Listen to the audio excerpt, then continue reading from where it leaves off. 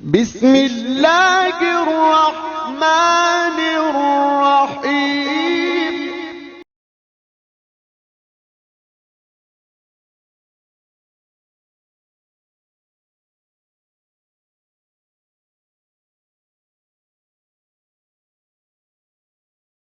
عذاب علیم۔ صدق اللہ مولانا العظیم وصدق رسولہ النبی الکریم والرؤوف الرحیم۔ اللہم نور قلوبنا بالقرآن وزین اخلاقنا بالقرآن وادخلنا الجنۃ بالقرآن ونجنا من النار بالقرآن۔ قال اللہ تعالی وتبارک فی شان حبیبہ مخبرا وآمرا ان اللہ وملائکتہ یصلون علی النبی یا ایہا الذین آمنوا صلوا علیہ وسلموا تسلیما۔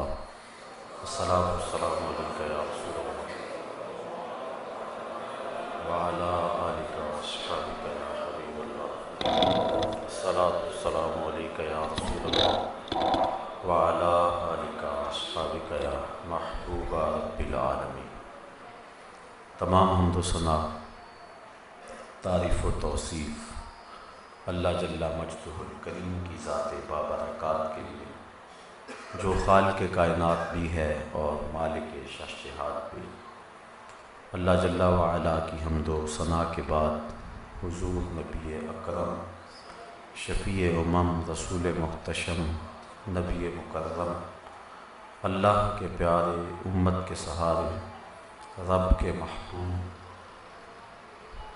دانائے غیوب، مالک رقاب امم، فخر عرب و عجم، والی کون و مکان، سیاہ لا مکان، سید انس و جان، سرور لالا رخم، میر تابم، سرنشین مہوشاں، ماہ خوباں، شہنشاہ حسینہ، تتمہ دوراں، سر خیل زہرہ جمالاں، جلوہ صبح ازل، نور ذات لم یزل، باعث تکوین عالم، فخر آدم و بنی آدم، نیر بطحا، رازدار ما اوہا، شاہد ما طغا، صاحب علم نشرہ، معصوم آمنہ احمد مجتبیٰ، حضرت محمد مصطفیٰ صلی اللہ علیہ وسلم کے حضور ناز میں اپنی عقیدتوں، ارادتوں اور محبتوں کا خراج پیش کرنے کے بعد، واجب الاحترام، ذوی الاحتشام، برادران اسلام، السلام علیکم ورحمۃ اللہ وبرکاتہ۔ آج ہماری فیروز بختی کے جگر گوشہ شیخ الحدیث حضرت قبلہ صاحبزادہ والا مرتبہ جلوہ فراز ہیں۔ انشاءاللہ درس کے بعد دعا فرمائیں گے۔ ناموس رسالت کا تحفظ ہماری اہم ذمہ داری کے عنوان سے آج کی گفتگو آپ کے سامنے کرنے کی کوشش کروں گا۔ اللہ تعالیٰ میری زبان پہ کلمۃ الحق جاری فرمائے۔ میں نے قرآن مجید کی جس آیت نور کی تلاوت آپ کے سامنے کرنے کا شرف حاصل کیا ہے، اس میں اللہ تعالیٰ نے اہل ایمان کو ایک کام کے نہ کرنے اور ایک کام کے کرنے کا حکم صادر فرمایا ہے۔ ارشاد فرمایا، اے ایمان والو،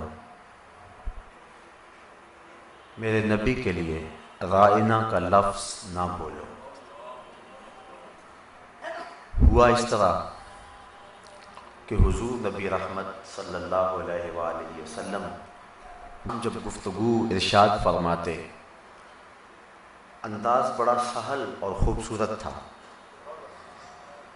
ام المومنین سیدہ عائشہ رضی اللہ تعالی عنہا فرماتی ہیں کہ حضور کے لفظوں کو اگر کوئی گننا چاہتا تو گن بھی سکتا تھا۔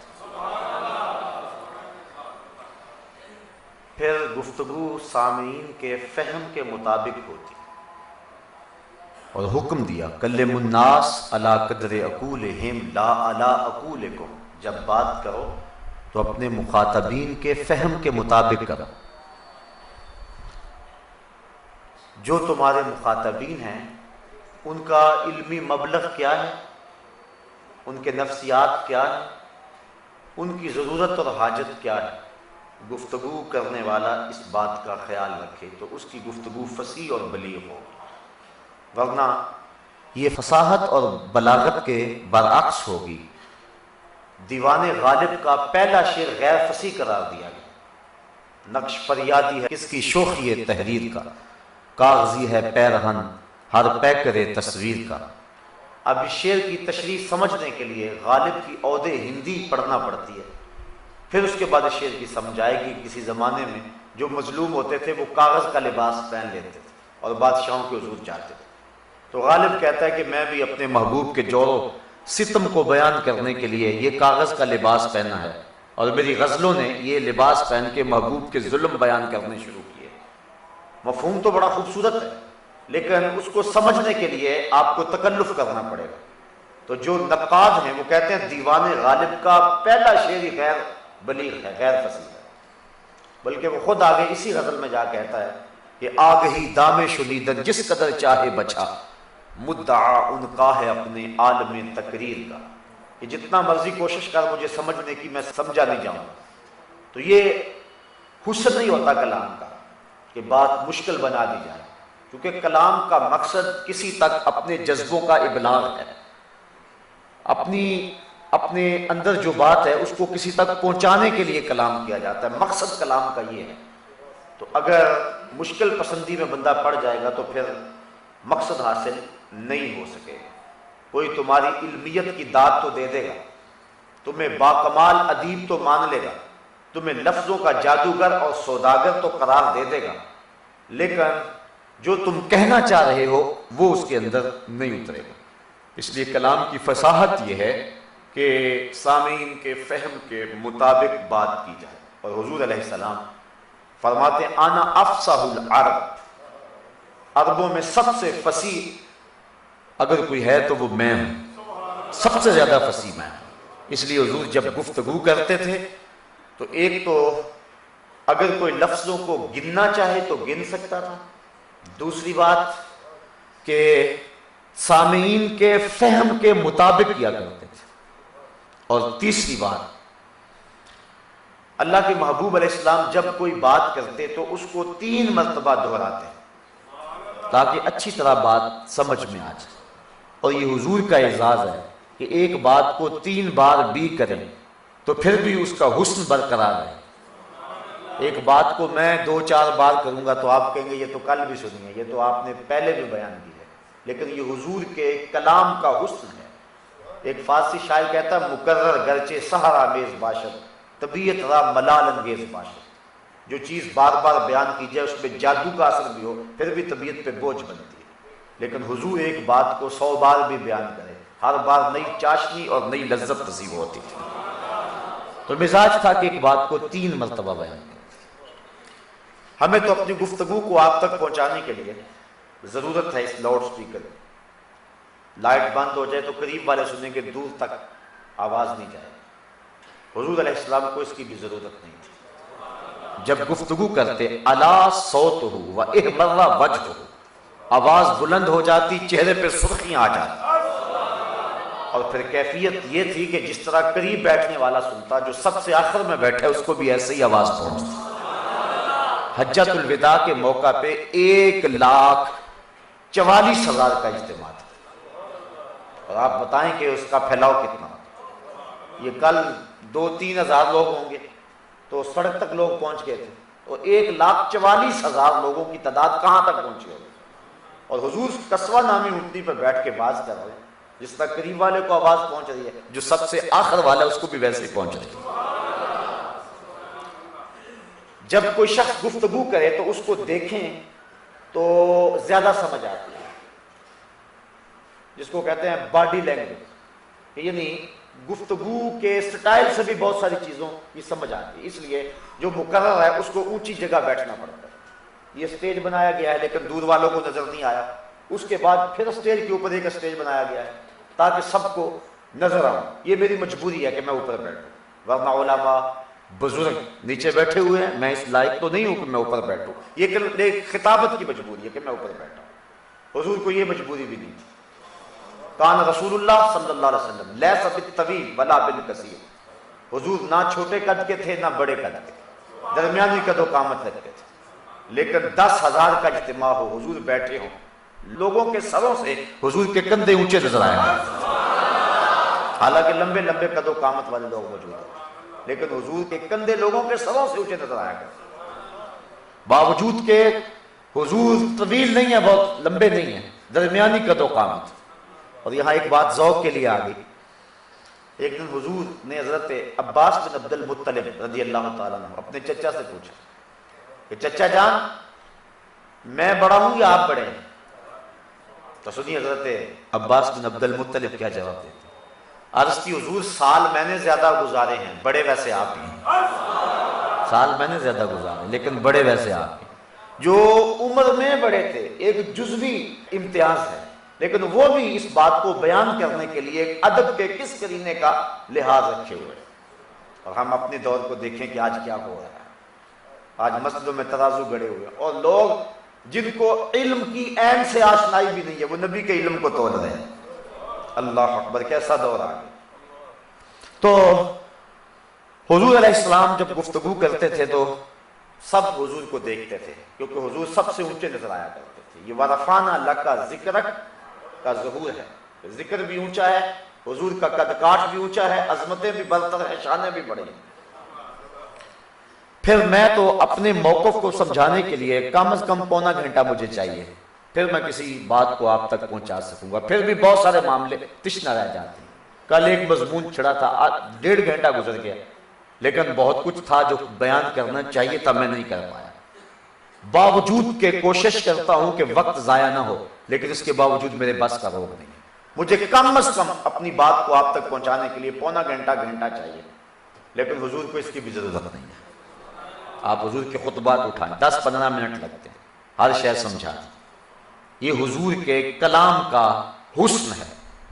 چند جملے بولتے ہیں، دیکھیے سل من قطعک وات من حرمک، کیسا حسن ہے، کیسی نغمگی ہے، کیسا جمال ہے۔ اور میں اس دن آپ کے سامنے روایت رکھی، حضور فرمایا کہ تم 2 جبڑوں کے درمیان اور 2 ٹانگوں کے درمیان جو ہے، ان کی ضمانت مجھے دے دو، میں تمہیں جنت کی ضمانت دے دیتا ہوں۔ لاؤ بڑے سے بڑے کسی فلسفی کو اور بڑے سے بڑے دانشور کو بھی لاؤ، ان 2 جملوں کے حسن کو کوئی تول کے دکھائے، کتنا حسن ہے۔ تھوڑی گفتگو، خیر الکلام ما قل و دل، بہتر کلام ہوتا ہے جو تھوڑا ہو لیکن مدلل ہو، لہو خورشید کا ٹپکے اگر ذرے کا جگر چیرے۔ اقبال نے کہا تھا یہ حضور کے کلام کا حسن ہے۔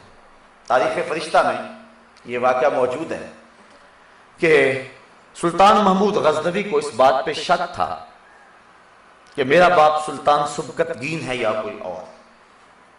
دوسرا شک اسے یہ تھا کہ قیامت آئے گی یا کہ نہیں، یہ ابتدائی زندگی کے اس کے حالات۔ تیسرا شک یہ تھا کیا علماء نبیوں کے وارث ہوتے ہیں؟ یہ ٹوٹی پھوٹی چٹائیوں پہ بیٹھ کے پڑھنے پڑھانے والے کیا نبیوں کے وارث ہو سکتے ہیں؟ علماء نے اپنی مدح میں یہ حدیث خود تو نہیں گھڑی ہوئی، اس حدیث کی صحت پہ بھی یقین نہیں تھا۔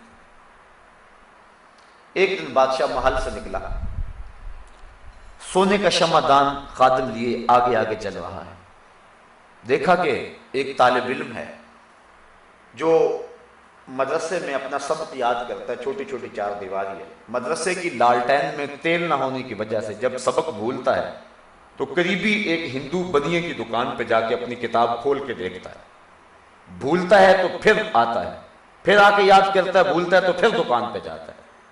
بادشاہ نے پہلی مرتبہ علم کے لیے یہ تڑپ دیکھی، اس کا دل پسیج گیا۔ جب قریب آیا تو وہ سونے کا شمعدان اس طالب علم کو ہدیہ کر دیا۔ اور ایک روایت میں آتا ہے من اعان عالما او متعلما بقلم منکسر او بقرطاس فکأنما بنى الکعبۃ 70 مرہ، جس نے کسی طالب علم کو یا کسی عالم دین کو کاغذ کا ٹکڑا دے کر یا ٹوٹا ہوا قلم دے کر مدد کی، وہ ایسا ہے جس طرح اللہ کے گھر کعبے کو 70 بار تعمیر کیا۔ بادشاہ نے وہ سونے کا شمعدان دے دیا، مقدر جاگ پڑے، بادشاہ سویا مقدر جاگے، حضور کی زیارت نصیب۔ یہ بات ذہن میں رکھیں، حضور علیہ السلام نے فرمایا جس نے مجھے خواب میں دیکھا اس نے مجھے ہی دیکھا۔ شیطان خواب کے اندر آ کر بھی حضور کی مثل ہونے کا دعویٰ نہیں کر سکتا۔ کوئی جاگتے ہوئے کرے تو یہ اس کی ہمت ہے، یہ تو شیطان میں بھی ہمت نہیں ہے کہ وہ خواب میں بھی اس بات کا دعویٰ کرے کہ میں حضور کی مثل ہوں، جس نے مجھے دیکھا اس نے مجھے ہی دیکھا۔ اب آپ اپنے ذہن کو پیچھے لے جائیں، 3 شک تھے، میرا باپ کون؟ سلطان سبکتگین یا کوئی اور؟ قیامت آئے گی کہ نہیں آئے گی؟ علماء کیا نبیوں کے وارث ہوتے ہیں؟ یہ 3 شک تھے۔ وہ سونے کا شمعدان دیا، بادشاہ واپس پلٹا، گھر آیا، سویا مقدر جاگے، زیارت ہوئی۔ آقا کریم مسکراتے ہوئے ارشاد فرمایا، اے سبکتگین کے بیٹے محمود، آج تو نے میرے ایک وارث کی قدر کی ہے، کل قیامت کو میں تیری شفاعت کروں گا۔ ایک جملہ ارشاد فرمایا، 3 شک بھی دور کیے، جنت کی بشارت بھی دی۔ یہ حضور کے کلام کا حسن ہے اور یہ کہیں اور نہیں پایا جا سکتا۔ جوامع الکلم حضور علیہ السلام کے ارشادات آپ دیکھیں، انسان حیرت زدہ ہو جاتا ہے۔ ہماری گھنٹوں کی تقریریں لوگوں کے پلے کچھ نہیں پڑتا، پلے جھاڑ کے چلے جاتے ہیں، یار گھنٹہ ضائع کیا، ملا تو کچھ بھی نہیں۔ لیکن یہاں کیا ہے کہ 2 جملے ہیں اور پوری کائنات 2 جملوں میں سمو دی گئی۔ کیسا حسن ہے کلام کا! تو یہ حضور کا انداز تھا۔ پھر اس کو دیکھ لیجئے کہ بات اتنی سہل طریقے سے کرتے کہ سامعین اس کو سمجھنے میں دقت محسوس نہ کرتے۔ دوسری بات، ہر بات کو 3 بار کرتے۔ تیسری بات کہ اگر کوئی لفظ گننا چاہتا تو گن بھی سکتا تھا۔ چوتھی بات، ہر ایک شخص تک آواز پہنچتی۔ 5ویں بات کہ جو سنتا وہ حضور کو دیکھ بھی رہا ہوتا۔ اور 6ٹھی بات، گفتگو لمبی نہ ہوتی کہ اکتاہٹ ہو جائے۔ حضور تو ساری زندگی بھی بولتے رہے، پھر بھی اکتاہٹ نہیں ہو سکتی، لیکن امت کو درس دینا تھا۔ آج جو بہت زیادہ لمبے خطبے دیتے ہیں انہیں حضور کی زندگی کو سامنے رکھنا چاہیے۔ امام کی جو ہے وہ دانائی کی دلیل ہے نماز لمبی اور خطبہ چھوٹا، اور امام کی بے وقوفی کی دلیل ہے کہ نماز چھوٹی اور خطبہ لمبا۔ تو حضور علیہ السلام کے آپ خطبات اٹھا کے دیکھیں، یہ حضور کا کمال ہے گفتگو کا۔ اس عنوان سے اور بھی بہت کچھ کہا جا سکتا ہے۔ حضور کی فصاحت، بلاغت، یہ ایک الگ مضمون ہے۔ اب اتنے انداز سے، اتنے اہتمام سے ایک بات حضور بیان کرتے ہیں، کوئی وجہ تو نہیں ہو سکتی کہ سمجھ نہ آئے۔ یہ بیان کرنے والے کا انداز ہے، اب سننے والوں کا انداز سنیے۔ کأنَّا عَلَىٰ رؤوسِهِمُ الطُّیُورُ، گویا ان کے سروں پہ پرندے بیٹھے، اگر جنبش دی سر کو تو کہیں اڑ نہ جائیں۔ یہ کیفیت ہے، کہنا نہیں پڑتا کہ سبحان اللہ کہیں، سینے سے زور لگائیں، ہاتھ کھڑے کریں، ضرورت ہی نہیں ہے۔ تو سننے والوں کی کیفیت ہے جس طرح ان کے سروں پہ پرندے بیٹھے، اور سنانے والے کی کیفیت یہ کہ ایک بات نکھر نکھر کے سامنے آ رہی، موتیوں کی طرح۔ لفظ کیا ہے؟ موتی جڑتے ہیں۔ صحابہ دیکھتے بھی ہیں، اذا تکلم رؤیا کالنور یخرج من بین ثنایاہ، حضور جب بات کرتے تھے سامنے والے 2 دانتوں کے سوراخ سے نور کی کرنیں چن چن کے نکلتی اور ماحول میں روشنی پھیل جاتی تھی، اندھیرے میں بھی اجالے ہوتے تھے۔ یہ گفتگو کرنے والے کا سٹائل اور انداز ہے، اور وہ سننے والوں کی کیفیت۔ اب ہو سکتا ہے کہ کوئی بات رہ جائے، لیکن اس کے باوجود اگر کسی کو کسی وجہ سے کسی بات کی سمجھ نہیں آتی تو وہ عرض کرتا ہے راعینا یا رسول اللہ صلی اللہ علیہ وسلم، حضور ہماری رعایت کر دیجیے۔ آقا کریم ناراض نہیں ہوتے کہ اتنی ڈیٹیل اور تفصیل سے سمجھایا پھر بھی پوچھ رہے ہو۔ آقا فرماتے تھے کہ اگر میں نہیں بتاؤں گا تو کون بتائے گا؟ اللہ اکبر، پھر بتا دیتے۔ اب جب تو مکی زندگی تھی، یا بندہ پکا مومن ہوتا تھا یا پکا کافر ہوتا تھا، منافقت نہیں تھی۔ جب مدینے میں تشریف لائے تو منافقت کا آغاز ہوا، اور یہ یہود و نصارہ تھے جو اس روپ میں آئے۔ اب انہیں غصہ تو بڑا تھا منافقوں کو، اوپر لبادہ اڑا ہوا تھا، حضور کی توہین کرنا چاہتے تھے لیکن حالات اجازت نہیں دیتے تھے ان کو۔ انہوں نے اپنے اندر کی آگ اس طرح نکالنا شروع کی کہ وہ زبان کو بل دے کے یہ لفظ بولتے۔ صحابہ کہتے راعینا، ہماری رعایت کیجیے حضور، تو وہ اس کو تھوڑا سا بل دے کے راعینا کہتے ہیں، معاذ اللہ۔ راعی عربی میں چرواہے کو کہتے ہیں۔ تو اس طرح وہ اپنے خود سے باطن کا اظہار کرتے ہیں۔ سب سے پہلے حضرت سعد بن معاذ رضی اللہ تعالی عنہ لغت یہود سے جو واقف تھے، اور یہ وہی سعد بن معاذ ہے کہ جب ان کا وصال ہوا تو صحابہ نے عرض کی حضور عجیب ماجرا ہے، کہ سورج بھی چڑھا ہوا ہے، دھوپ بھی نہیں آ رہی. فرمایا میرے ساتھ کے جنازے کے لیے اتنے فرشتے آ رہے ہیں کہ ان کے پروں کی وجہ سے سورج کی دھوپ رکی ہوئی ہے، لیکن پر نوری ہیں اس لیے سورج نظر آ رہا ہے. حضور علیہ السلام پنجوں کے بل چلتے ہیں مدینے کی گلی میں. عرض کی حضور یہ جنازے میں چلنے کا کیا انداز ہے؟ فرمایا فرشتوں کی بھیڑ اتنی ہے پورا قدم رکھا ہی نہیں جاتا. یہ حضرت سعد بن معاذ رضی اللہ عنہ. فرمایا حضرت سعد کی وفات سے اللہ کا عرش بھی جھوم اٹھا ہے. وہ بھی اللہ کا عرش جو ہے وہ جنبش میں آ گیا حضرت سعد کی وفات ان کے وصال سے. اللہ اکبر. ہر جنازے کو 4 آدمی کندھا دیں، اور یہی مسنون ہے. پہلے جو ہے وہ دایاں کندھا دیں، 10 قدم چلیں، پھر پائنتی پہ آ جائیں، پھر 10 قدم چلیں، پھر بایاں کندھا دیں، 10 قدم چلیں، پھر پائنتی پہ آ جائیں، پھر 10 قدم چلیں. اس طرح 40 قدم کندھا کم از کم دیں. اور جو کسی میت کو یوں 40 قدم کندھا دے تو روایات میں آتا ہے کہ اس جنازے کو قبرستان میں رکھنے سے قبل کندھا دینے والے کے سارے صغیرہ گناہ معاف کر دیے جائیں. بخشوانے اس کو گیا ہے، کام اپنا بن گیا. اٹھ فریدا ستے آتے میلہ دیکھن جا، وقت کوئی بخشیا مل جاوے تے تو بھی بخشیا جا. یہ کیسی کرم نوازیوں کا نور ہے جو برس رہا ہے. اسلام کے دامن میں تو ہے ہی بڑا کچھ. اللہ اکبر. حضور فرمائے 2 آدمی کندھا دیں. عرض کی حضور سب صحابہ کو 4 آدمی اور انہیں 2. کہا 2 آدمی کندھا دیں گے، میرے ساتھ کو 2 فرشتے کندھا دیں گے. یہ حضرت سعد بن معاذ رضی اللہ تعالیٰ حضور کی ناموس کے محافظ. انہوں نے عرض کی، جب یہ بات سنی تو یہود کو کہا کہ اگر تم نے یہ بات دوبارہ کہی نا تو تمہارا سر اتار دوں گا. تلوار نیام سے باہر نکال دی اور اس عزم سے حضور کی خدمت میں حاضر ہوئے کہ عرض کروں کہ حضور ان کو روک دیں، منع کر دیں، بلکہ مسلمانوں کو بھی روک دیں کہ وہ رائنا نہ کہا کریں. تو جب حضرت سعد پہنچے تو اس سے قبل جبریل پہنچ چکے تھے اور یہ آیت نازل ہو چکی تھی، یا ایھا الذین آمنوا لا تقولوا رائنا. اے ایمان والو، آج کے بعد تم نے رائنا نہیں کہنا. تمہاری نیت میں فرق نہیں ہے، تم اچھی نیت سے کہتے ہو. جب یہ لفظ کہہ رہے ہو تو تمہارا رواں ادب سے کانپ رہا ہوتا ہے. دوسرا معنی تمہارے حاشیہ خیال میں بھی نہیں، تمہارے وہم اور گمان میں بھی نہیں. تم اسی معنی کو ملحوظ رکھ کے پورے ادب کے ساتھ حضور کی بارگاہ میں یہ عرض کر رہے ہوتے ہو. لیکن چونکہ اس لفظ کی اوٹ میں کھڑے ہو کر کچھ بدخصلت میرے نبی کی توہین کر جاتے، اگرچہ تمہاری نیت اچھی ہے، لیکن وہ لفظ جس لفظ کے پہلو میں کھڑے ہو کر میرے نبی کی توہین کا امکان موجود ہو، اگرچہ تم وہ لفظ اچھی نیت سے بھی کہو، لیکن میں گوارا نہیں کرتا کہ میرے نبی کے لیے وہ لفظ بولا جائے. آج کے بعد تم نے رائنا نہیں کہنا. یا اللہ اگر کوئی اور لفظ کہیں گے تو کل منافق وہ بھی بولنے لگ جائیں. کہا نہیں، اس کے متبادل ایسا لفظ دے رہا ہوں. قیامت تو آ سکتی ہے، منافق کی زبان پہ نہیں آ سکتی. وہ لفظ کیا ہے؟ وقول انظرنا. آقا نظر کرم کیجیے، یہ تم نے لفظ بولنا ہے. وقول انظرنا یا رسول اللہ انظر حالنا. مقصد وہی ہے جو رائنا سے، لیکن لفظ بدل دیا. صحابہ کی نیت جو رائنا سے تھی وہی نیت جو ہے وہ انظرنا سے، لیکن رائنا لفظ ایسا تھا جس کا ایک معنی حضور کی عظمت کے مطابق نہیں تھا.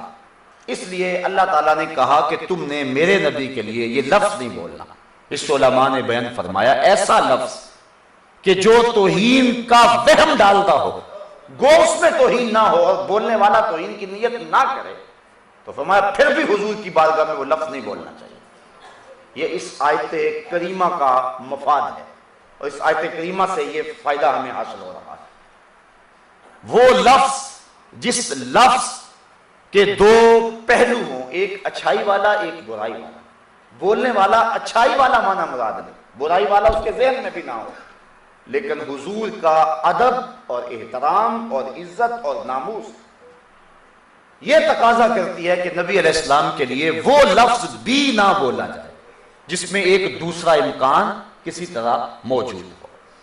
اب اس چیز کو سامنے رکھیں اور حضرت سعد بن معاذ کا جذبہ سامنے رکھیں.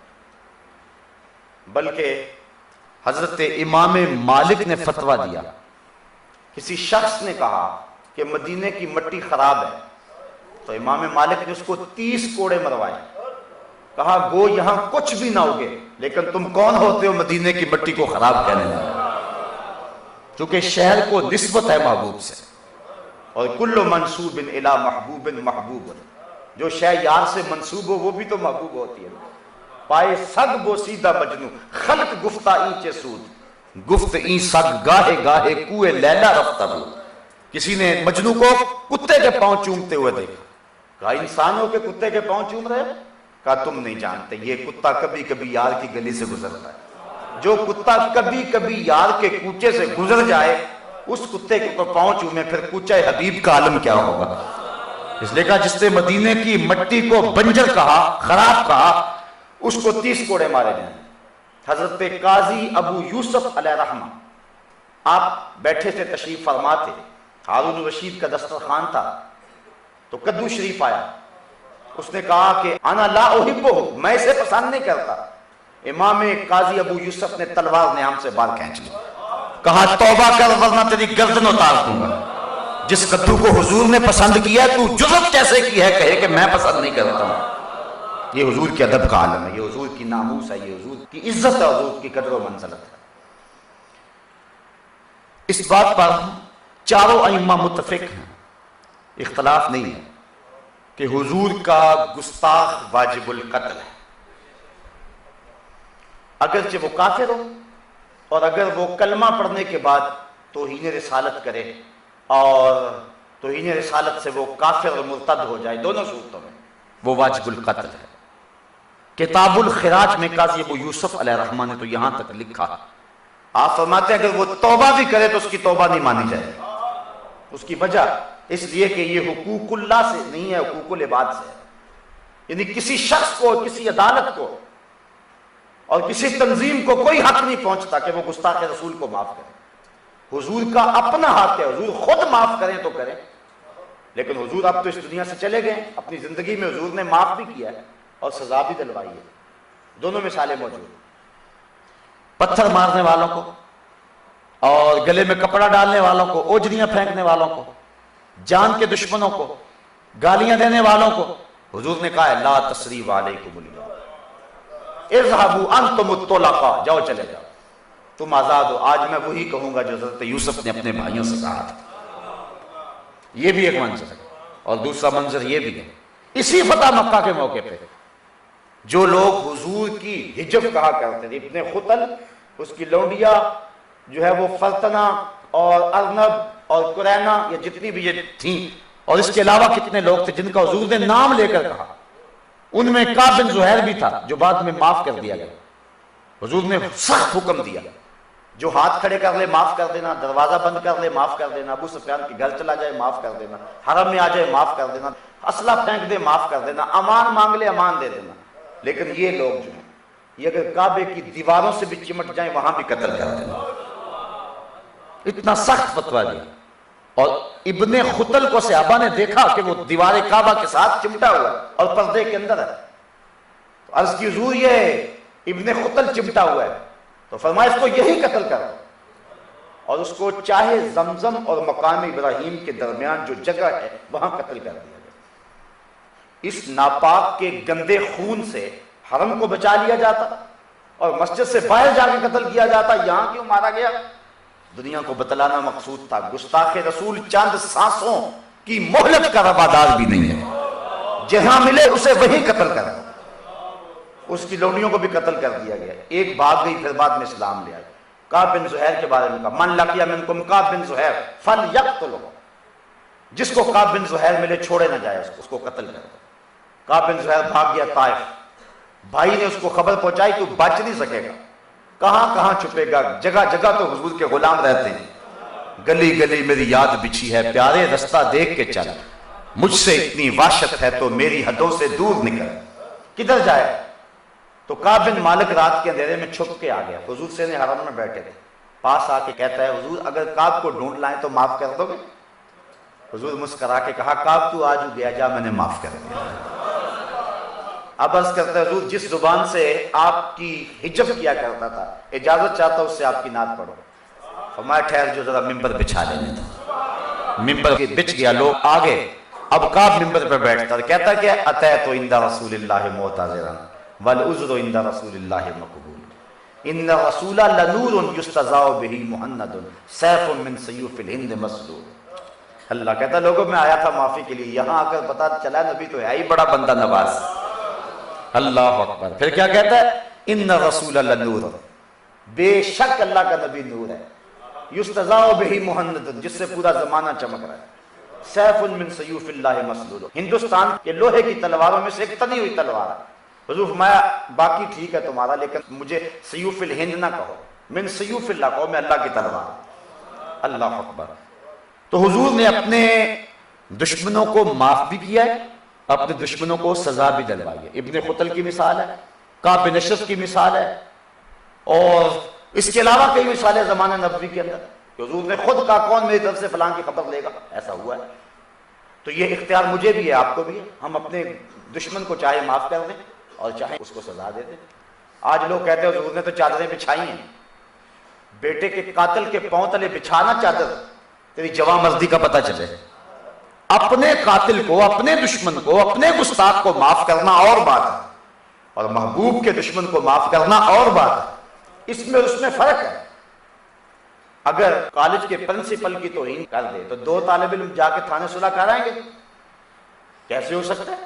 یہ ان کا حق ہی نہیں ہے، گستاخی ہے اللہ کے رسول کی. اور بندے کہہ رہے ہیں کہ چلو جی صلح کر لیں. ہم کون ہیں صلح کرنے والے؟ ہاں حضور اپنی ذات کے حوالے سے خود مختار ہے، جو چاہیں معاف کر دے. حضور نے معاف بھی کیا، سزا دے، حضور نے سزا بھی دی ہے. لیکن حضور کے وصال کے بعد امت کو حق نہیں پہنچتا کہ وہ معافی دے. اور کتاب الخراج کے اندر حضرت قاضی ابو یوسف کا قول میں نے آپ کے سامنے رکھا ہے. آپ فرماتے ہیں کہ وہ توبہ بھی کرے تو توبہ قبول نہیں ہوگی.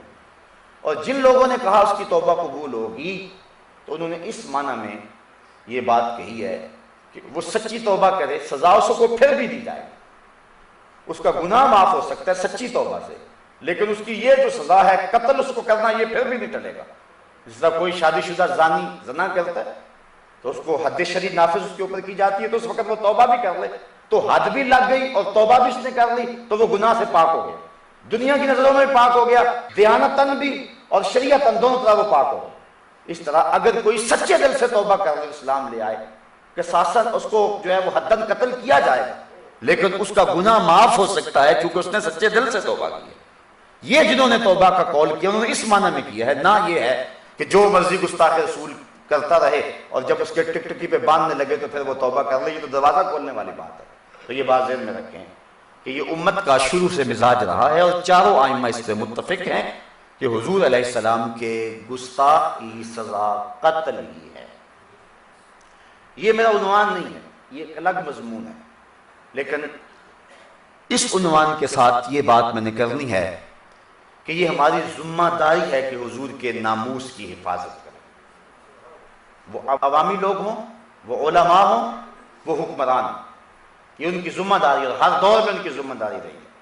حضور کی آبرو کائنات کا سب سے قیمتی اثاثہ ہے، اور یہ ہمارا امتحان ہے، حضور کا امتحان نہیں ہے. اللہ تعالیٰ جل شانہ نے بھی محبوب کے گستاخوں کو جو ہے وہ 2 ٹوک سنائی.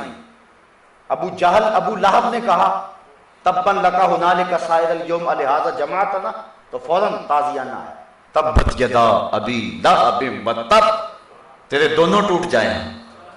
تجھے یہ جرأت کیسے ہوئی کہ میرے محبوب کے بارے میں ایسی نازیبہ بات کہے؟ اور ولید بن مغیرہ نے حضور کو مجنون کہہ دیا. اللہ نے کتنی گنوائی، حماز مشاء بنمیم مناع للخیر، کتنا کچھ سنا ہے. اور آخر میں فرمایا اتلم بعد ذالک زنیم، محبوب یہ ہے ہی حرام زادہ. اللہ کسی کے راز فاش نہیں کیا کرتا، لیکن جو پھر مصطفیٰ کو بھونکنے لگے اللہ پھر اسے رسوا کر دے. اور کتب میں آتا ہے، تفاسیر میں لکھا ہے، وہ اپنی ماں کے سر پہ تلوار لے کے کھڑا ہو گیا، کہنے لگا کہ سچ بتا، میرے اندر جو باقی عیب گنوائے ہیں وہ سارے میرے اندر ہیں، یہ راز تیرے پاس ہے، تو سچ بتا. یہ کہا ہے کہ اتلم بعد ذالک زنیم، یہ زنا کی پیداوار ہے، سچ بتا. اس نے کہا اسے چھیڑا کیوں تھا؟ اب رسوا تو ہونا تھا تو نے. اور اس نے کہا کہ تیرا باپ جو تھا وہ تو اس قابل ہی نہیں تھا، اور جائیداد بہت ساری تھی، پھر مجھے ایک چرواہے سے منہ کالا کرنا پڑا تو اس کی اولاد ہے. رسوا کر کے رکھ دیا، قرآن میں رسوا کر کے رکھ دیا اللہ تعالیٰ نے شخص کو جس نے حضور کو مجنون کہا. ما انت بنعمت ربک بمجنون، محبوب تو مجنون نہیں ہے، تیرا تو خلق ہی بڑا عظیم ہے.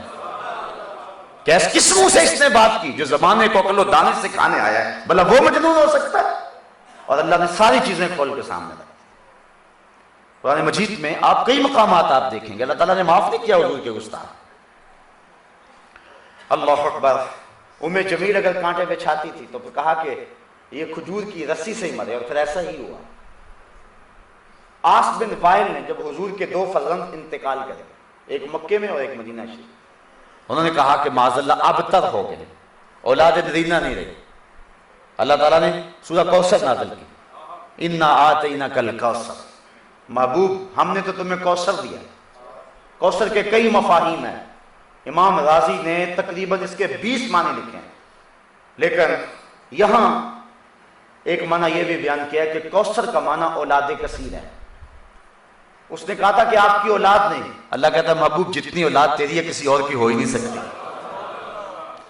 ہم نے تمہیں کوثر دیا. اولاد اس لیے ہوتی ہے نا کہ باپ کا نام باقی رہے.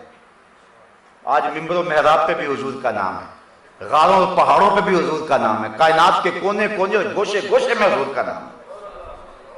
وہ شخص جو چاند پہ گیا تھا نا، اس نے پھر ملک و ملک سیر کی تھی. رات کے پچھلے پہر کو مصر میں اترا، اور رات کو جب مسجدوں سے اذان گونجنے لگی تو وہ باہر ہوٹل کی لابی میں ٹہلنے لگا بے تابانہ انداز میں. کسی نے کہا مسٹر کیا پرابلم ہے؟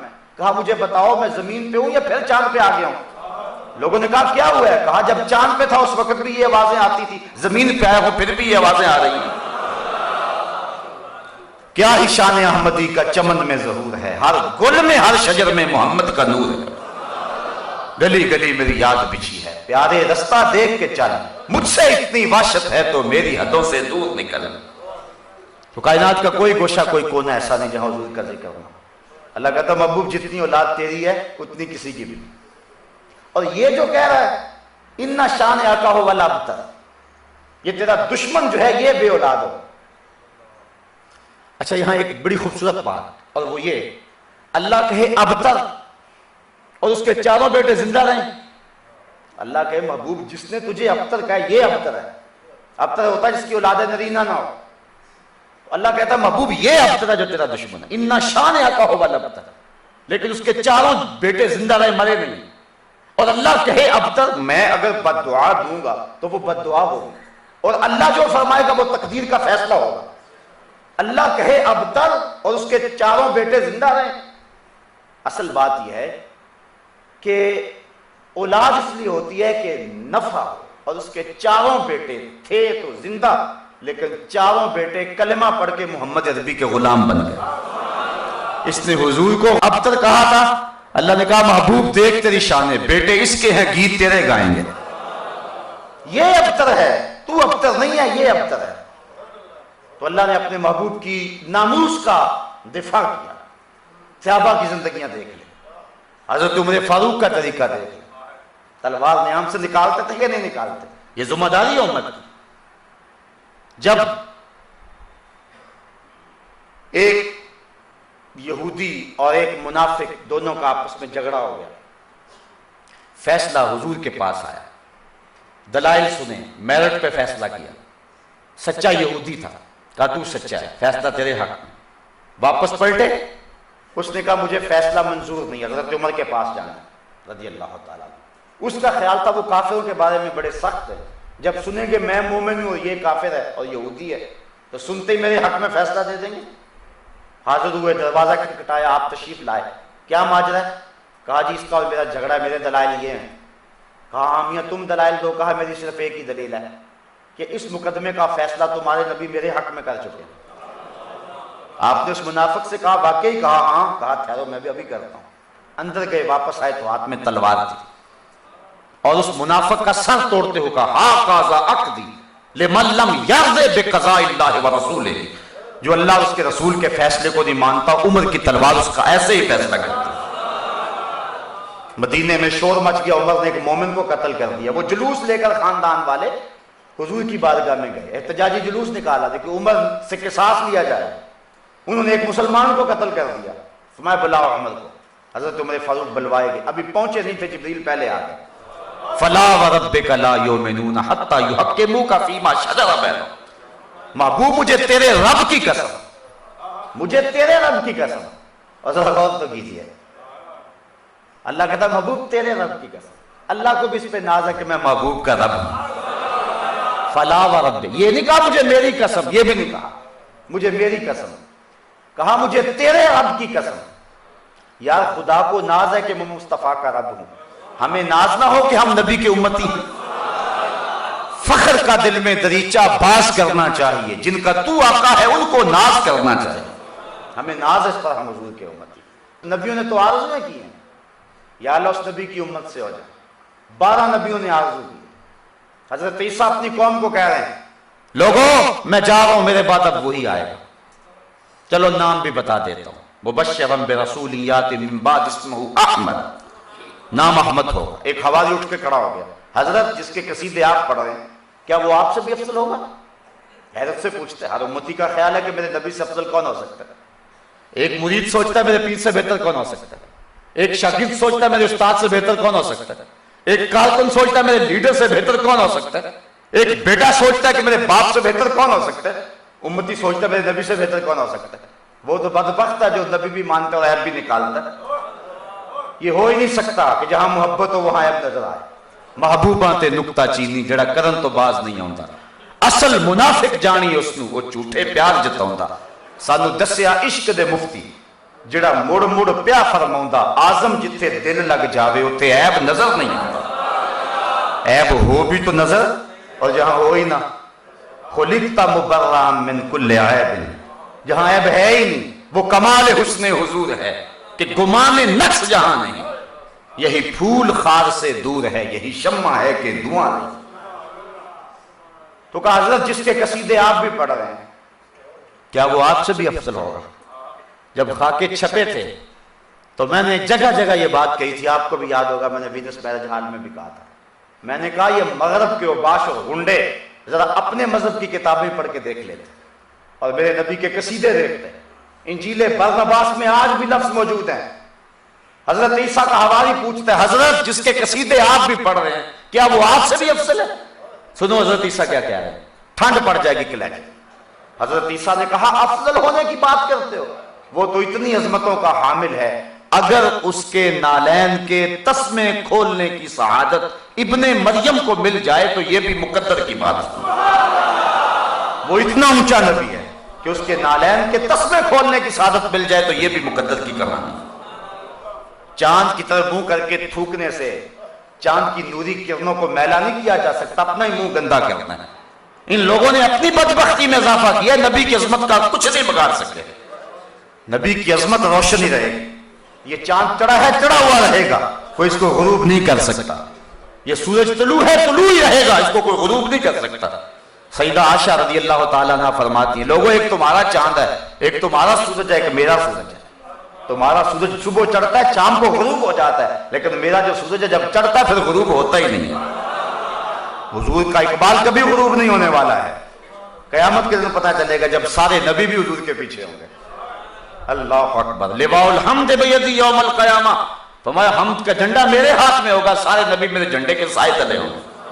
پتہ اس وقت چلے گا. اللہ حضرت فرماتے ہیں فقط اتنا سبب ہے انعقاد بزم محشر کا کہ ان کی شان محبوبی دکھائی جانے والی. پتہ لگے گا اس وقت کے حضور کی عظمت کیا اور عفت کیا ہے. آج اس کو پتہ بھی نہیں ہے، جو ابجد شناس بھی نہیں ہے، وہ نبی کی عظمتوں کو تول رہا ہے. کیا ہو گیا، کس دور سے ہم گزر رہے ہیں. ڈٹھے برت قرآن دے پھول سارے، تیری شان جیا نہیں کوئی ہور ڈٹھا. تیری شان دا کرے مقابلہ جیڑا انہوں عاشقاں اصلی چور ڈٹھا. کوئی نور آکھے کوئی بشر آکھے، پہندا رات دینے اے ہو شور ڈٹھا. اللہ والے گل مکا دیتی تساں ہور ڈٹھا ساں ہور ڈٹھا. تو صاحب حضور کی عظمتوں کا سورج کبھی بھی غروب نہیں ہوگا، یہ طلوع رہے گا اور اس کی روشنی اس کی کرنیں آفاق میں پھیلتی رہیں گی. تو حضرت عمر فاروق رضی اللہ تعالی عنہ کو بلوایا گیا تو اس سے قبل ہی حکم آ گیا محبوب قسم ہے مجھے تیرے رب کی، اتنی دیر تک کوئی مومن ہی نہیں ہو سکتا جب تک اپنے فیصلوں میں تجھے حاکم نہیں مانا لیتا. ان کا سارا نشہ ہو گیا وہی. اللہ نے حضرت عمر فاروق کی جو ہے وہ گواہی دے دی. اور ہمارے تفسیر میں لکھا فَبِذَالِكَ سُمِّيَ فاروق، آپ کو فاروق بھی اسی وجہ سے کہا گیا تو صحابہ نے معافی نہیں دی ہے، حفاظت کیا حضور کی ناموس کی. تابعین کا دور دیکھ لے، بعد کا دور دیکھ لے، یہ تاریخ لمبی اور وقت سمٹ رہا ہے. سلطان عبد المجید یہ وہ شخص ہے کہ جب سلطنت عثمانیہ ڈول رہی تھی اور بوڑھا تھا، اور جب جو ہے وہ توہین رسالت کا ارتکاب کیا تو فوجی لباس پہن کے آ گیا، اور جو سفیر بلائے ہوئے تھے ان کے سامنے تلوار کو زمین پہ گاڑا، کہنے لگا ہم مر گئے ہیں، مٹ گئے ہیں، لیکن حضور کی آبرو کا سودا نہیں ہونے دیں گے. اور پھر انہوں نے جو ہے وہ معذرت کی، ان کو کرنا پڑی، مجبور ہو گئے. یہ انتہائی پستی کے دور کی کہانی ہے.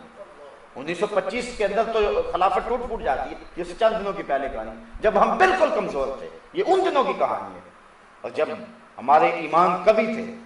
اور ذرا ان دور کی کہانیاں بھی سنیں. سلطان نور الدین زنگی کو کون نہیں جانتا ہے؟ اس نے جو سزا دی کون نہیں جانتا ہے؟ اور سلطان صلاح الدین ایوبی کو کون نہیں جانتا؟ اللہ اکبر. اللہ اپنے محبوب کی حفاظت کرتا ہے. ہمارے حکمرانوں نے بھی اس میں حصہ لیا، ساتوں کا حصہ ڈالا ہر ایک نے. ایک بدبخت تھا والی کرک ریجینالڈ، انگلستان کا شہزادہ. اس نے 3 حملے کیے. پھر اس نے ایسا کیا، یہ غالباً 1781 یا 83 کی بات ہے. حاجیوں کے قافلے کو لوٹ لیا، مال اسباب سب کچھ لوٹ لیا، راستہ روک لیا، قید کر دیا. ان حاجیوں نے کہا آسمان لوٹ لیا، ہمیں تو جانے دیں، ہم نے حج کرنا ہے. تو اس نے بدتمیزی کی، کہا تم مسلمان ہو، بلاؤ اپنے نبی کو جو تمہاری جان چھڑائے. بس یہ جملہ کہا. سلطان صلاح الدین ایوبی تک بات پہنچی. کتب میں آتا اپنے دانت پیستا تھا، اور اس نے قسم کھائی کہ جب تک اس ظالم کو میں اپنے ہاتھ سے قتل نہیں کروں گا چین سے نہیں بیٹھوں گا. اور پڑھے آپ سلطان صلاح الدین ایوبی کی تاریخ. پھر وہ سویا نہیں، کتنے سال نہیں سویا. جب نیند تنگ کرتی تھی خیمے کی چوک سے ٹیک لگا کے کھڑا ہو جاتا تھا اور آنکھوں کی آگ نکال لیتا تھا. وہ دانت پیستا رہتا تھا اور ہر وقت برسرے پیکار رہا. پھر وہ وقت بھی آیا کہ جب انگلستان کے سارے شہزادے لائن میں کھڑے تھے، کسی کو کرسی دی، کسی کو پانی پیش کیا آپ خورے میں، اور کہا جس کو ہم پانی دیتے ہیں امان دیتے، جس کو کرسی دیتے ہیں امان دیتے. چھوڑتا گیا سب کو. لیکن جب ریجینالڈ پر نظر پڑی تو سلطان حافے سے باہر ہو گئے، آنکھوں سے چنگانیاں نکلنے لگی، اور جوش اور غصے سے صلاح الدین کا بدن کانپتا تھا، اور تلوار لے کے آگے بڑھا اور ریجینالڈ کو گریبان سے پکڑ کے پٹک کے زمین پہ مارا. کہا او کتے، تو نے کہا تھا کہ بلاؤ اپنے محمد کو، محمد عربی نے اپنا نوکر بھیج دیا ہے. اور پھر اس کے ٹکڑے ٹکڑے کے. یہ ہماری تاریخ ہے، ہمارے حکمرانوں کی تاریخ ہے. آپ اس دور کے حکمرانوں کے آئینے میں نہ دیکھیں اس دور کو، یہ ہمارے حکمرانوں کی تاریخ ہے. سلطان چیختا تھا اور کہتا تھا کہ محمد عربی نے اپنے نوکر کو بھیج دیا، اور اس پہ سرخرو تھا، اور پھر سجدہ شکر ادا کیا تھا کہ میں نے بدلہ لے لیا گستاخ رسول. یہ ہماری تاریخ ہے. عوام بھی کسی سے پیچھے نہیں رہے. اور جس کو ابجد بھی نہیں آتی تھی، حروف ابجد سے آشنا بھی نہیں تھا، جو علوم عقلیہ نقلیہ سے شناسہ نہیں تھا، جو حدیث اور قرآن کے علوم بھی نہیں جانتا تھا، جو لوہار کی دکان پہ بیٹھ کے تھک تھک کرتا تھا، پھر اللہ نے اسے وہ مرتبہ دیا کہ لاکھوں کروڑوں دلوں میں دھک دھک کرنے لگا. غازی علم الدین سے لے کر کے عامر چیمہ تک داستان پڑھیں، کتنی حسین داستان ہے. غازی عامر چیمہ نے ہٹلر کے دیش میں جو داستان رقم کی ہے، اللہ کی قسم میں نے غازی عامر چیمے کی قبر کی پینٹی پر ایک سید زادے کو روتے ہوئے دیکھا، اور وہ کیا کہہ رہا تھا کہ ربا میں تینوں یہ نہیں کہندا کہ مینوں عامر چیمہ بنا دے، میں تینوں یہ کہنا ہے پیراں دی خاک ہی بنا دے. کتنا مرتبہ پایا. جب غازی علم الدین کا جنازہ اٹھا، پیر جماعت علی شاہ صاحب امیر ملت علیہ رحمہ، آپ جنازے کے ساتھ ساتھ چل رہے تھے اور رو رہے تھے، اور کہتے تھے لوگوں میں نے بڑے بڑے بادشاہوں کا تذکرہ پڑھا، کبھی دل میں آرزو نہیں ہوئی فلاں بادشاہ میں ہوتا. بڑے بڑے پہلوانوں کی کہانیاں پڑھی، کبھی آرزو نہیں ہوئی فلاں پہلوان میں ہوتا. اور فرمایا ہاں میں نے بڑے بڑے ولیوں کی داستانیں پڑھی، کبھی یہ آرزو بھی نہیں ہوئی کہ فلاں ولی میں ہوتا. لیکن غازی علم الدین کا جنازہ لوگوں کے کندھوں پہ جا رہا ہے، بار بار میرے دل میں جذبہ لڑائیاں لے رہا ہے، کاش اس چارپائی پہ آج میں ہوتا. یہ اعزاز ہے، یہ تکریم ہے. اللہ نے مجھے اعزاز دیا کہ غازی عامر چیمہ کی چارپائی کو کندھا دینے کی توفیق نصیب ہوئی، اور اس حصے میں مصطفی فقیروں کا بڑا حصہ ہے. تو مجھے اس کے بعد 2 مرتبہ غازی عامر چیمہ کی خواب میں زیارت ہوئی تو میں نے ایک دن دیکھا کہ اس کا بازو کٹا ہے اور خون تازہ نکل رہا ہے اور وہ تڑپ رہا ہے۔ میں حیران ہوا، میں نے کہا کہ یہ تو قبر میں جا کے آسودہ ہونا چاہیے تھا، میں کیا خواب دیکھتا ہوں؟ تو اگلے دن اخبار اٹھایا تو پھر دوبارہ گستاخی ہوئی تھی۔ میں نے کہا یہ حضور کی حرمت کا شہید قبر میں بھی سکون میں نہیں ہے، اس کو قبر میں بھی چین نہیں آ رہا کہ حضور کی توہین کیوں ہو رہی ہے۔ اللہ کے محبوب کی آبرو کی حفاظت، ناموس کی حفاظت ہماری ذمہ داری ہے۔ اگر ہم ادا کریں گے تو اللہ خوش ہوگا، حضور خوش ہوں گے، اگر نہیں کریں گے اللہ کو ہماری ضرورت بھی نہیں ہے، یہ بات بھی ذہن میں رکھیں، اللہ کو ہماری کوئی ضرورت نہیں۔ اور ایک تاریخ کا واقعہ سنا، ابن حجر نے لکھا ہے اس واقعہ کو۔ آپ جانتے ہیں جب منگولوں نے بغداد اجاڑا تھا، جب بغداد کے اندر 1.25 لاکھ لاشیں پڑی ہوئی تھیں، جب تہ خانوں میں چھپے ہوئے لوگوں کے لیے دجلہ کا بند توڑ دیا گیا تھا اور 1.25 لاکھ لاش ہم نے تہ خانوں سے نکالی تھی، وہ دور آپ کو یاد ہوگا جب دجلہ مسلمانوں کے خون سے رنگین ہو کے بہا تھا۔ وہ لمحے بھی شاید آپ کو یاد ہوں، تاریخ میں موجود ہیں سقوط بغداد کے، کہ جب جامع نظامیہ کی لائبریری بغداد میں بہا دی گئی اور 3 دن تک دجلہ کا پانی سیاہ ہو کے بہتا رہا۔ بڑے سخت دن ہیں، بڑے دردناک دن ہیں، جب غرناطہ لٹا، جب بغداد لٹا، دل کی حالت کیا مذکور ہو، یہ نگر ہر مرتبہ لوٹا گیا۔ وہ کیا دن تھے جب بغداد لٹا تھا، اور جب مسلمانوں کے سروں کی کھوپڑیوں سے جو ہے وہ چنگیز خان اور ہلاکو خان نے مینار تعمیر کیے تھے، اور اس نے کہا تھا کہ جو نئی سر لائے گا اس کا سر کاٹ کے لگائیں گے، تو لوگ پیسے لے کے پھرتے تھے کسی مسلمان کا سر مل جائے۔ وہ دن بھی ہم نے دیکھے ہیں، تاریخ کے اس بھیانک لمحوں سے بھی ہم گزرے۔ تو جب ملا جامی کے خلفاء کو چن چن کے مارا گیا، ان کے خلفاء افغانستان کی طرف بھاگ آئے، بڑے سخت دن تھے۔ ایک منگول سردار اپنی فوج میں بیٹھا ہوا ہے، اور ہوا کیا کہ ایک عیسائی سے وہ متاثر ہو گیا، اور یہ بدنہاد عیسائی اور یہودی ہمیشہ ہمارے نبی کی توہین کیا کرتے ہیں۔ یہ شکست خوردہ لوگ، انہوں نے اپنے سفلی جذبات کو ہمیشہ یوں ہی تسکین دی ہے، انہوں نے کبھی کوئی ڈھب کا کام نہیں کیا، اس طرح گندے اور کمینے اور چھوٹے کام کیے۔ تو جب مسلمان قبروں میں تھے، لاشوں کا سر تعمیر ہو رہا تھا، بغداد لٹا ہوا تھا، لاشیں دجلہ میں تیر رہے تھے، اور امت کے لیے دردناک دن تھا سقوط بغداد کا، تو اس نے مجلس واعظ منعقد کی۔ ابن حجر لکھتے ہیں کہ اس عیسائی نے کھڑے ہو کے ہمارے نبی کی توہین شروع کر دی، کوئی بھی موجود نہیں تھا جو اس کی زبان کھینچتا، تو پاس بندہ ہوا ایک کتا تھا جو زور زور سے بھونکنے لگا۔ کسی نے کہا تو مسلمانوں کے نبی کی توہین کی ہے، یہ غیرت میں آ گیا۔ وہ کہنے لگا میں نے انگلی اٹھائی ہے اور یہ کتا بڑا جو ہے وہ غیرت والا ہے، اس لیے میری انگلی کی وجہ سے غصے میں آیا۔ اس نے پھر وہ آغاز کیا۔ ابن حجر لکھتے ہیں اس کتے نے اتنے زور سے جھٹکا دیا کہ اپنا رسا توڑوا لیا، اور جا کے اپنے دانت جو ہیں وہ اس کے گلے میں گاڑ دیے، اور چھوڑا تب جب اس کو واصل جہنم کر دیا۔ اب اللہ اپنے محبوب کی ناموس کی حفاظت کرنا جانتا ہے، اگر ہم نہیں کریں گے وہ کتوں سے بھی کام لے لے گا، وہ تو ابا فیلوں سے نہیں کام لے لیتا۔ یہ اللہ کا ایک مزاج ہے، اور اس واقعہ کو دیکھ کر وہی پھر اسلام کے مددگار ہو گئے۔ اور اقبال کہتا ہے ایاں یورش تاتار کے افسانے سے، ہے ایاں یورش تاتار کے افسانے سے، پاسباں کعبے کو مل گئے صنم خانے سے۔ اللہ رشتہ اسلام کی مدد بھی فرمائیے۔ تو صاحبو یہ میری اور آپ کی ذمہ داری ہے حضور کے ناموس کی حفاظت کرنا۔ کئی کئی صورتوں میں اور کئی کئی ڈھنگوں رنگوں میں حضور کی توہین کی جا رہی ہے۔ مرزائیت وہ انگریز کا خود کاشتہ پودا ہے جس کا مقصد ہی جہاد کو ترک کرنا، رسول اللہ کی توہین کرنا ہے۔ اس حوالے سے آپ خبردار ہوں، پاکستان میں ایک محتاط اندازے کے مطابق 1 سال کے اندر 10,000 لوگ مرزائی ہو رہے ہیں۔ مرزائی ختم نبوت کے باغی کا نام ہے۔ ہماری کہیں غیرت نہ سو جائے، میں آج ساری رات تقریباً رو کے گزاری ہے۔ ایک واقعہ پڑا اور اندر آگ لگ گئی۔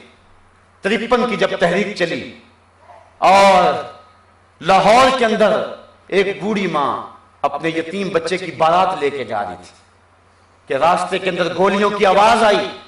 اس نے کسی سے پوچھا کیا ہے؟ کہا ختم نبوت کے مجاہد لڑ رہے ہیں اور دوسری طرف سے فائرنگ ہو رہی ہے اور لوگ سینے کھول کے گولیاں کھا رہے ہیں۔ اس نے وہاں رک کر کے براتیوں کہا واپس چلے جاؤ، اور اس اپنے بیٹے کا سیرا کھول دیا. کہا میں اس کا یہ سیرا کھول کے اب شہادت کا سیرا باندھنے لگا. اور اپنے بیٹے کو کہا میں تجھے اپنا دودھ معاف نہیں کروں گی جب تک تو حضور کی آبرو پہ قربان نہیں ہو جائے گا. یہ ہماری تاریخ تھی. علامہ نیازی کو کیا کیا لالچ نہ دیا گیا، لیکن وزیر خان کی مسجد کا وہ جملہ تڑپا دینے والا ہے. آپ نے فرمایا او نواب آف کالا باغ، تیری لمبی لمبی مونچھوں سے بغاوت ہو سکتی ہے، محمد عربی کی کالی زلفوں سے بغاوت نہیں ہو سکتی ہے. 10,000 لوگوں نے قربانیاں دی ناموس رسالت کے لیے. صاحب وہی ہماری ذمہ داری ہے. آؤ ہم اس ذمہ داری سے عہدہ برا ہونے کی کوشش کریں. یہ عنوان اپنے دامن میں بہت کچھ رکھتا ہے، لیکن وقت سمٹ گیا اور میں انہیں الفاظ پہ اپنی گفتگو کو اختتام کی طرف لاتا ہوں.